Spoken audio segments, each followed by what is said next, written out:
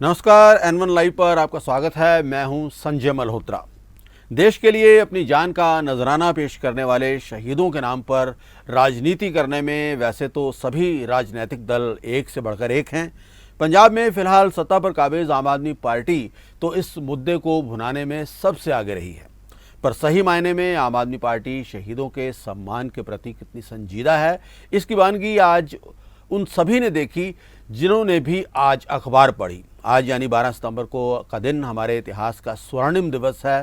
साल 1897 को आज ही के दिन भारत अफगान सीमा के नज़दीक सारागढ़ी पोस्ट को बचाने के लिए 20th पंजाब इन्फेंट्री के केवल 21 सिख जवानों ने अपने प्राणों की आहुति दी थी। औरकजई और अफरीदी कबीलों के 12,000 से ज़्यादा हमलावरों को केवल 21 सिख जवानों ने न केवल रोक कर रखा बल्कि हज़ारों अफगानों को मौत की नींद भी सुलाया। आज 12 सितंबर के दिन पंजाब सरकार भी इन शहीदों को याद करती है। सभी बड़े अखबारों में विज्ञापन भी दिया जाता है, पर शहीदों को सम्मान देने का दम भरने वाली आम आदमी पार्टी की सरकार ने इस बार जो विज्ञापन दिया है, सारागढ़ी के युद्ध के साथ उसका कोई वास्ता नहीं है। विज्ञापन में लगे जिस तस्वीर के साथ मुख्यमंत्री भगवंत मान खड़े नजर आ रहे हैं, सारागढ़ी के युद्ध के साथ इसका वास्ता नहीं है। तो फिर ये दूसरा पोस्टर कब का है और किसका है? इस लापरवाही की जिम्मेवारी किसकी है? पंजाब के लिए और देश के लिए सारागढ़ी की लड़ाई का क्या महत्व है?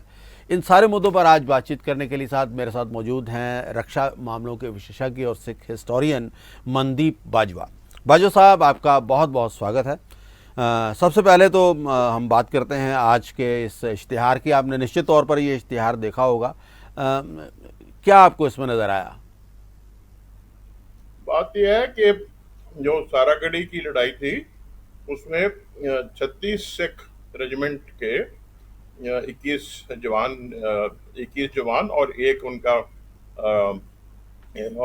लांगरी था, वो शहीद हुए थे। जी। और ये पलटन अब भारतीय सेना में फोर्थ बटालियन सिख रेजिमेंट के नाम से मशहूर है। जी।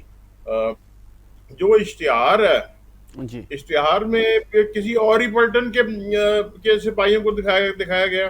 जी। एक 20 पंजाबी करके पलटन थी, जी। तो उसके अफसरों को अपना हिंदुस्तानी और अंग्रेज अफसरों की तस्वीर है।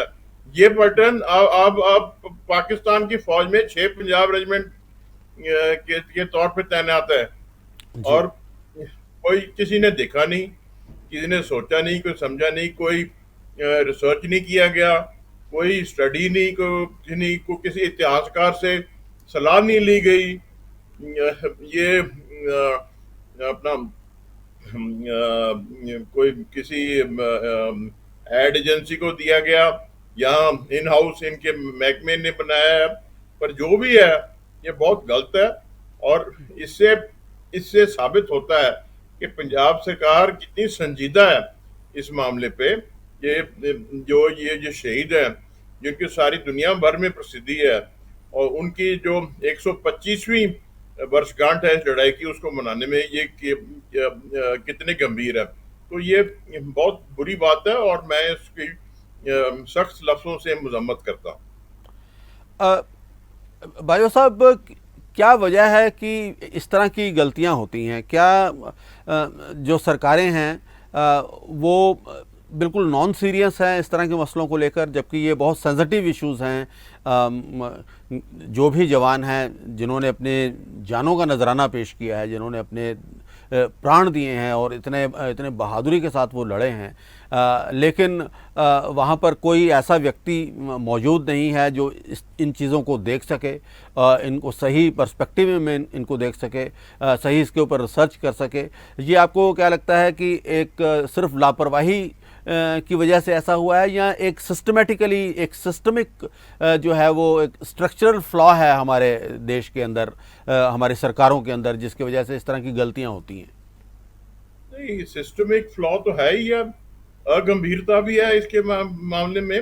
और सबसे बड़ी बात यह है कि यहाँ भारत में जो विशेषज्ञ हैं, जो माहिर हैं, जी। जो विद्वान हैं किसी मामले पे, उनकी कोई कदर नहीं। जी। तो वो एक किस्म के मतलब कि जो जर्नलिस्ट जो होते हैं कि आम तौर पे जो समझ लो काम करने वाले वो ही सबसे आगे होते हैं, और विशेषज्ञ की कोई जगह नहीं है, कोई मानता नहीं है। तो ये अगर किसी की विशेषज्ञ से पूछते तो वो तो उनको मिनटों में बता देता, और उनको सही दिशा में उनको सही दिशा दिखला देता। तो इसमें मुश्किल क्या है? मगर ये एक सारे देश में एक प्रथा सी बन गई है कि विशेषज्ञों से, विद्वानों से पूछना नहीं है। और खास करके आप पिछले समझ लो 10 सालों में तो बिल्कुल ही ये बात सामने आ गई है कि विद्या, पढ़ाई लिखाई, सूझबूझ, ये सब चीजें छोड़ दी हैं, और एक बहुत बड़ी एक विद्या संस्था, और एक समझ लो जो एक देश को जो चला रही है वो व्हाट्सएप यूनिवर्सिटी, जी। वो ही है जिससे लोग अपनी अपना ये विद्या पाते हैं, जानकारी पाते हैं, जी। और उसी जानकारी को फिर वो अपनी रोजमर्रा की जिंदगी में इस्तेमाल करते हैं। बाजू साहब ने आपने बहुत ही एक पर्टिनेंट सवाल, एक बहुत ही इम्पोर्टेंट सवाल यहाँ पर उठाया है कि हमारे यहाँ पर जो एक्सपर्ट्स हैं, जो वाकई सही मायने में जो लोग रिसर्च करते हैं, जो डूबे हुए हैं सब्जेक्ट के अंदर, उनकी सलाह नहीं ली जाती। और ख़ास तौर पर ये मसला अगर हम डिफेंस की बात करें तो और भी गंभीर हो जाता है, क्योंकि डिफेंस का मसला सीधा जो है वो हमारी आप सबकी सुरक्षा के साथ जुड़ा हुआ मसला है, और इसमें अगर हम कहीं कोताही करते हैं तो निश्चित तौर पर इसके जो कॉन्सिक्वेंसेस हैं वो बहुत बुरे हो सकते हैं। तो आपको क्या लगता है कि इस वक्त जो हमारी डिफेंस को लेकर जो रिसर्च और डेवलपमेंट का जो काम है वो भी इसी तरह से एडहॉकिज्म के सहारे पर चल रहा है, या वहाँ पर कुछ सीरियसनेस नज़र आती है? नहीं, जहां तक रक्षा की बात है तो जो रक्षा सेवाएं हैं, जी। सशस्त्र सेनाएं हैं हमारी, वो उनमें तो बहुत तजुर्बेकार लोग हैं। 40 40 35 40 साल का तजुर्बा होता है उनका, और हर तरह की उन्होंने गतिविधियों में हिस्सा लिया होता है, लड़ाइयों में, और हर किस्म की जो कार्रवाइयां हैं उनके जी। ये माहिर होते हैं। जी। और तो ये तो आप समझोगे कि भी हाँ ठीक है जी, उनकी सलाह ली जानी चाहिए। मगर आप देखो रक्षा मंत्रालय में जो एक अफसरशाही है, जो एक जनरलिस्ट है कि भी कल शायद वो जो एक समझ लो रक्षा सचिव है, कल शायद वो ये अपना किसी और खेती डिपार्टमेंट बाड़ी में। महकमे में लगा हुआ होता, उससे जी। पहले शायद सेहत विभाग में लगा हुआ होता। तो वो रक्षा सचिव है। जो रक्षा सचिव की जो बात है, वो जो बड़े बड़े जर्नैल हैं, बड़े बड़े एयर मार्शल हैं, बड़े बड़े एडमिरल हैं, उनके जो लिखे जो पेपर्स होते हैं, कोई एक पोजीशन किसी चीज पे, किसी मामले पर बहुत एक रणनीतिक विषय के ऊपर जो लिखे होते हैं, वो रक्षा सचिव के माध्यम से आगे रक्षा मंत्री तक जाते हैं, तो वो उनके ऊपर वो टिप्पणी करता है। तो आप मुझे बताइए कि ये एक हास्यहीन बात नहीं है तो और क्या है? तो जो है ना, ये चीज जरूर बदलनी चाहिए, और जी। जितनी जल्दी ये बदली जाए उतना ही अच्छा है। नहीं तो आप देखो, और मैं सिर्फ अकेले रक्षा की बात नहीं कर रहा, और भी बहुत सारे महकमों में ये हाल है। जी। तो ये जो है ना, या तो ये कर सकते हैं कि भी जैसे प्रशासनिक सेवाएं जैसे आईएएस वगैरह हैं, उनमें भी जब ये अपना विशेषकरण हो सकता है, वो भी उनको शुरू से एक तरफ लगा दें कि भाई वो खेती बाड़ी का माहिर बने या रक्षा विशेषज्ञ बने। और करके मुझे याद है कि पंजाब में एक बड़े सीनियर आईएएस, वरिष्ठ आईएएस ऑफिसर होते थे, सरदार कमल नैन सिंह। जी। वो उन्होंने 1 साल का जो सशस्त्र सेनाएं हैं उनका स्टाफ कॉलेज कोर्स होता है तमिलनाडु में, विलिंगटन नाम की जगह पे, वो वहां पे 1 साल का उन्होंने वो कोर्स किया। जी। उसके बाद जो हायर लेवल कोर्स होता है, ये एनडीसी, नेशनल डिफेंस कॉलेज वो भी 1 साल का दिल्ली में, वो भी इन्होंने किया, मगर कहीं रक्षा मंत्रालय के नजदीक ही नहीं आए, उनको कहीं भी रक्षा मंत्रालय के नजदीक आने ही नहीं दिया। तो ये इस तरह की जो एक कार्डर मैनेजमेंट है, यही एक जो है ना बड़ी दुविधा की वजह है हमारे देश में, और ये जल्दी से जल्दी बदलनी चाहिए। जी बिल्कुल। एक बार फिर से हम इस मुद्दे के ऊपर ही आते हैं। आजकल एक और चीज़ जो देखने को मिल रही है बाजवा साहब, वो ये है कि शहीदों के नाम को भुनाने की कोशिश जो है वो पॉलिटिकल पार्टीज़ करती हैं, चाहे वो केंद्र में हमारी भारतीय जनता पार्टी की सरकार हो, चाहे इस वक्त जो पंजाब में सरकार है आम आदमी पार्टी की सरकार है। शहीदों के नाम पर जो है राजनीति होती है। भगवंत मान जो हमारे मुख्यमंत्री हैं, वो भी अक्सर स्थानीय या इस वक्त के मुद्दों को छोड़ के शहीद भगत सिंह के बारे में ज़्यादा बात करते हुए नज़र आते हैं, या पुराने जो हमारी ग्लोरियस ट्रेडिशंस हैं उनके बारे में बात करते हुए नज़र आते हैं।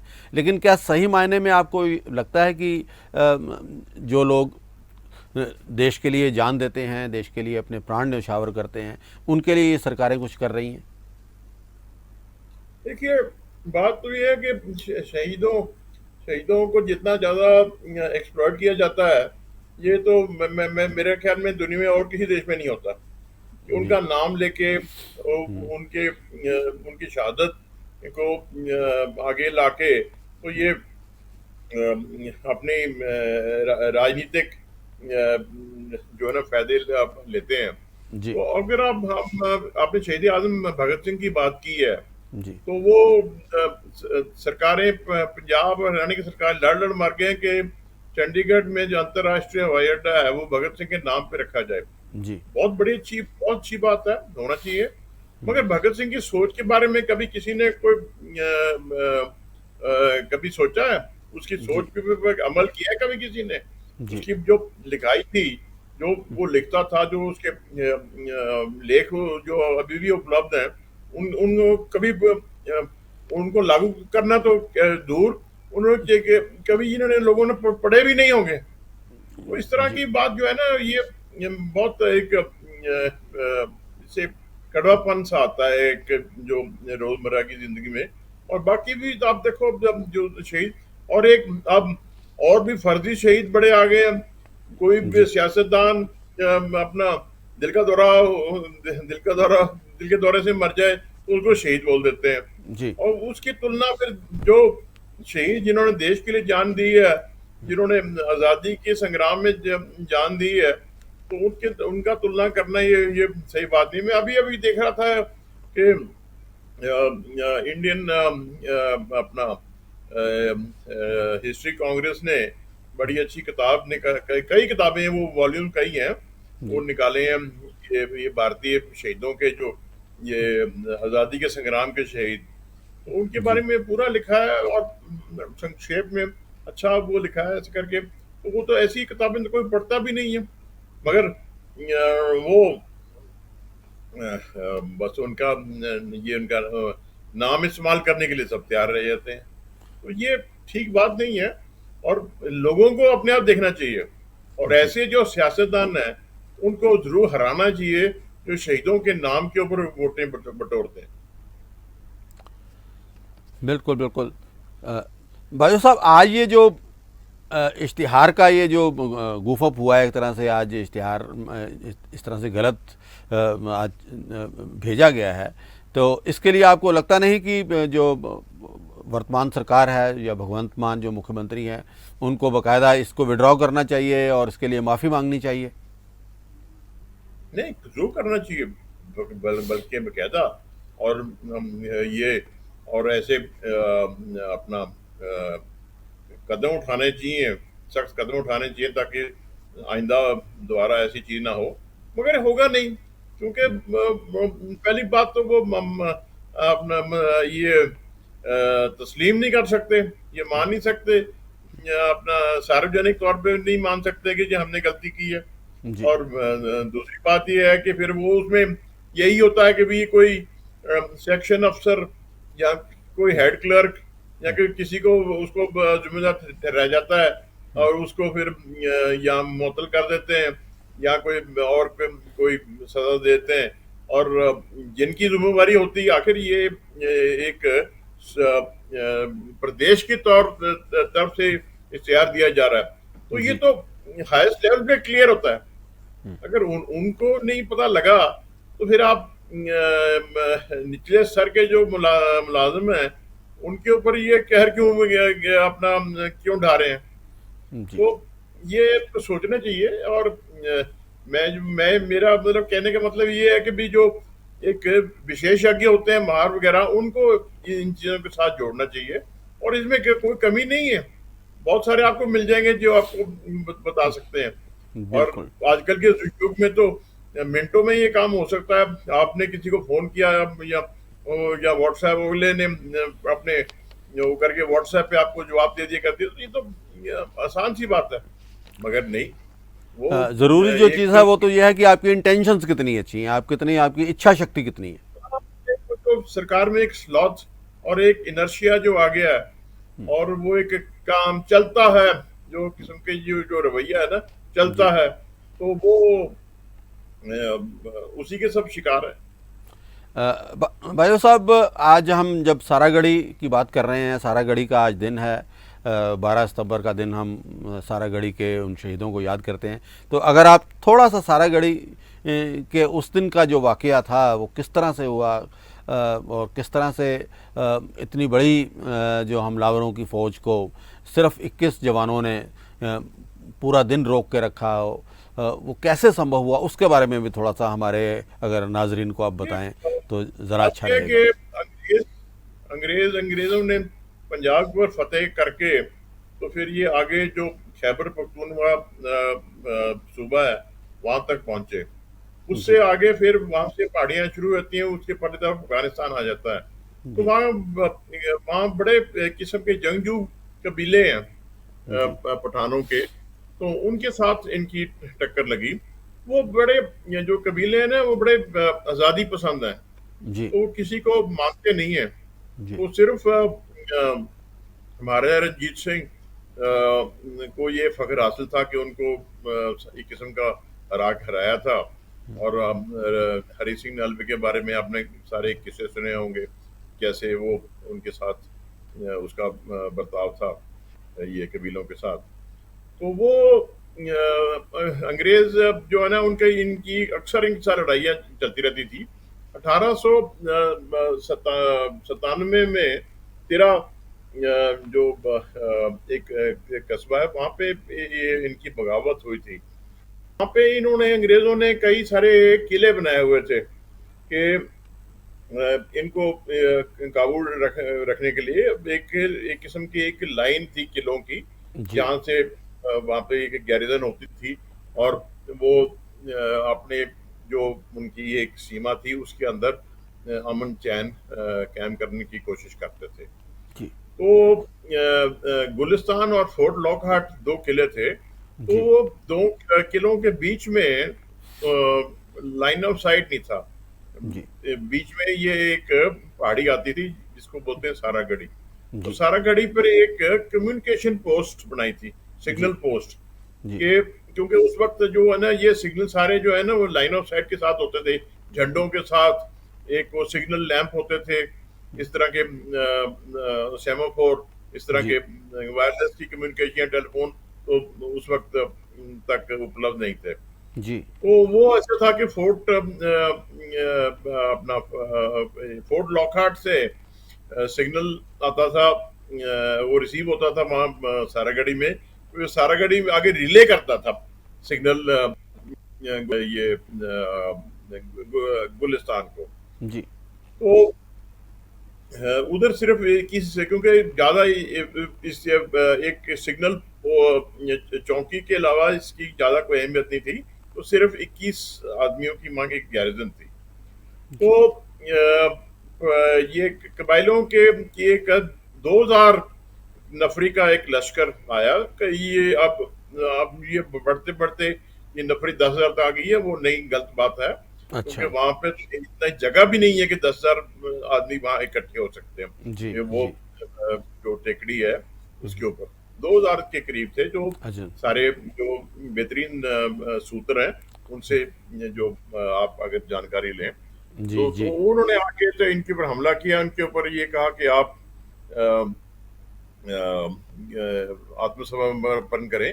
उनका मकसद ये था कि भी ये सिर्फ 21-22 बंदे आदमी हैं, तो यहाँ आसानी से जीत सकते हैं, तो ये एक मोराल बूस्टर होएगा। और जी दूसरी बात कि ये फोर्ट लॉकहार्ट और गुलिस्तान के बीच में जो एक लिंक है, कम्युनिकेशन लिंक है, वो टूट जाएगा।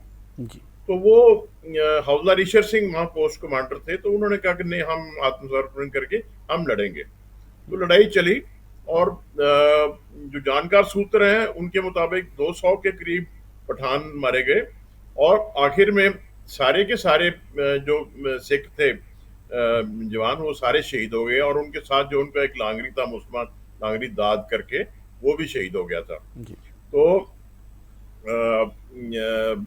वो भी इसमें भी है कि अब लोग कई कहते हैं कि जी 2000 आदमी, 2000 प्राण मारे हैं, ये गलत है। जी ये अपना हो नहीं सकता। 21 आदमी थे, उनके पास 100 राउंड एमुनेशन था, तो जी उसके साथ इतने लोगों को मारा नहीं जाता।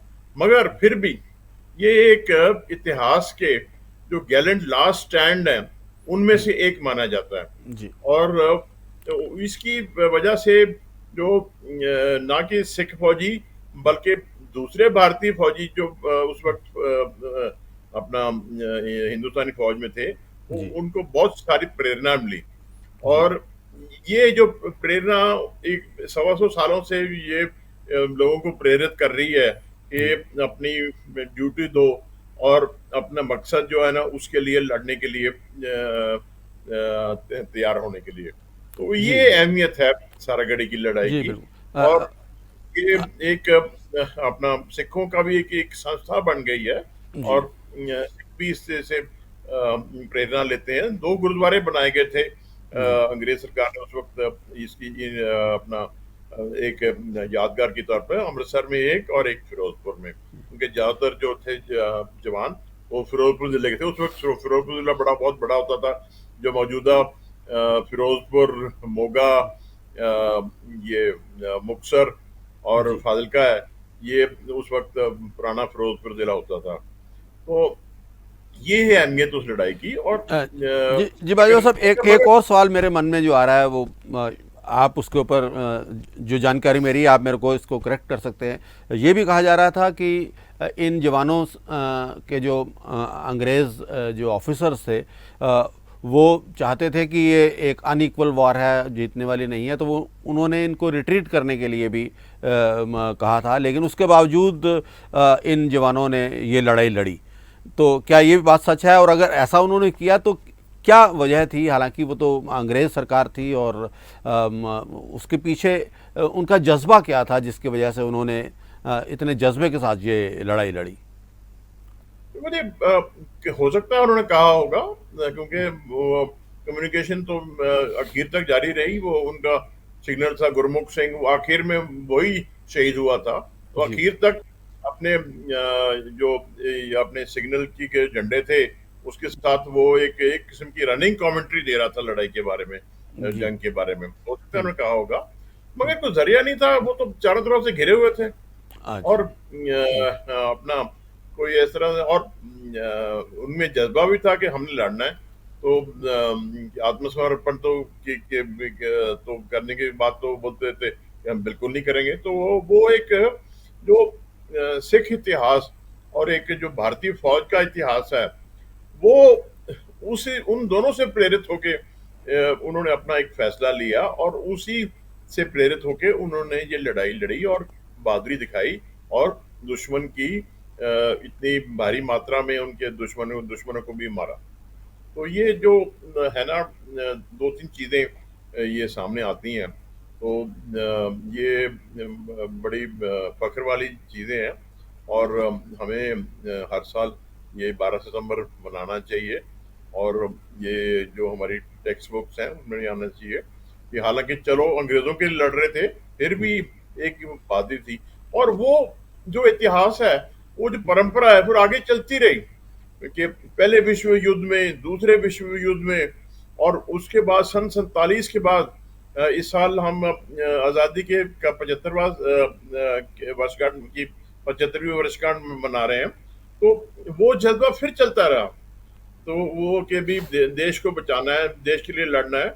और आपको याद होगा कि 27 अक्टूबर 1947 को इसी रेजिमेंट के, सिख रेजिमेंट के पहली जो पट्टन थी, उनको हवाई जहाज के जरिए श्रीनगर उतारा गया था, ताकि कबायली, वो यही कबायली थे, ये कबायलियों के हमले से बचाने के लिए, तो उन्होंने बचाया था।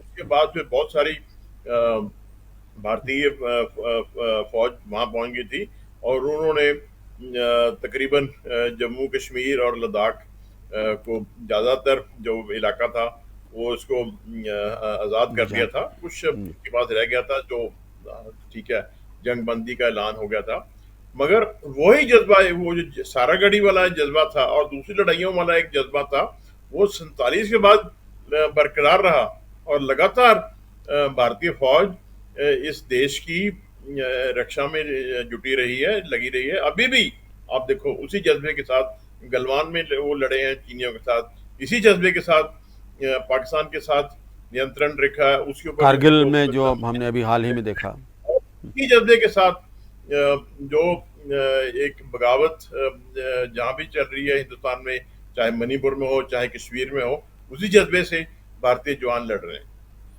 जी बहुत बहुत आपका धन्यवाद बाजवा साहब। तो ये थे मनदीप बाजवा मेरे साथ, रक्षा विशेषज्ञ और रक्षा इतिहासकार, जिन्होंने इस पूरे मसले के ऊपर पूरे विस्तार के साथ हमें जानकारी दी। एक बार आपका फिर से धन्यवाद।